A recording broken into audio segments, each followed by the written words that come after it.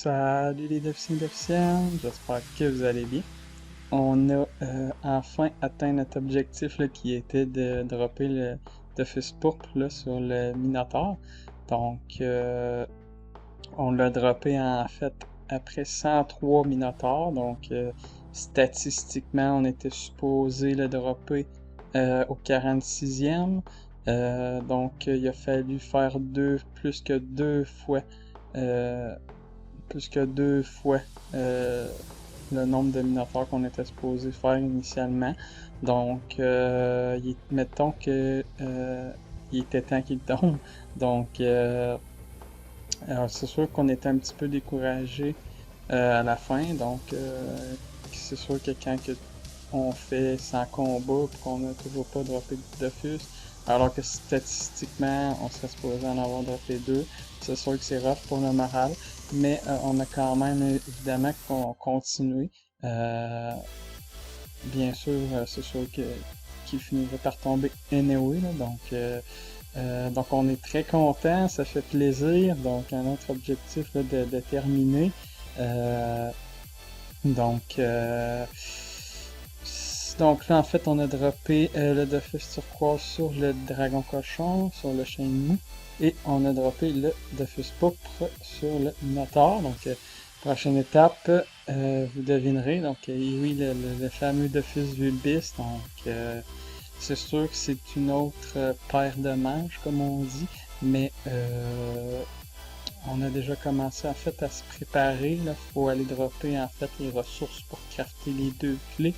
Euh, donc, ça réactif plus long à réaliser évidemment, sachant que le taux de drop pour dropper le Vulbis est énormément faible. Donc, mais le point positif, c'est qu'on est rendu à la dernière étape des Dofus. Donc, on a droppé toutes les autres Dofus. Donc, c'est sûr qu'on est vraiment content.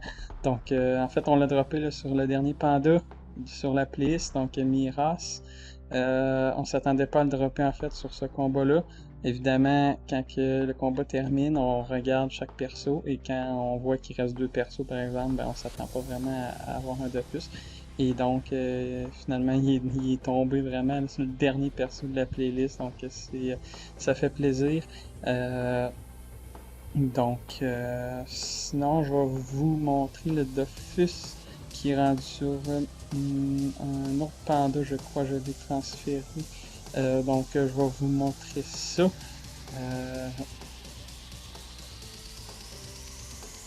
Le voici, le fameux Dofus pourpre.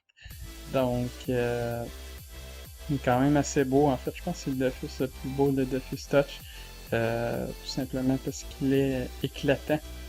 Donc, ça au niveau du jet, c'est vraiment puissant en fait. Donc, faisant un petit jeu de mots là, donc il donne 100 de puissance en fait. Donc, c'est vraiment énorme si on compare par exemple le taquin majeur qui lui donne 100 chance, mais qui par exemple enlève un malus là, de 200 vitalité, alors que Dofus pourpre là c'est 100 puissance, donc ça donne en fait, ça équivaut à 80 dans chaque caractéristique, donc 80 chance, Intel, Agi et O. Si je ne me trompe pas, je sais que récemment ça a changé, mais je pense que c'est ça, c'est 1.8. Le ratio c'est 1.8,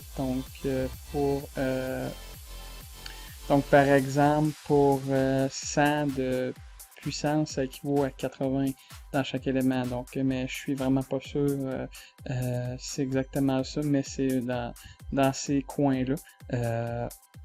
On va le garder évidemment, c'est notre premier pourpre, donc je pense qu'il va nous être utile si jamais on veut faire des plus gros donjons. Donc, on va sûrement aussi peut-être embarquer dans des duos. Mais bref, donc ça fait plaisir, un objectif de terminé. Donc maintenant, on va s'embarquer dans le Dofus vulbis. Donc je ferai des vidéos en fait pour vous expliquer ma stratégie et pourquoi j'utilise celle-ci versus d'autres que je pourrais très bien utiliser. Donc, vous allez voir, ça va être super intéressant. Donc, sur ce, j'espère que vous avez apprécié la vidéo. C'était Dofus Touch QC. Je déconnecte. À plus.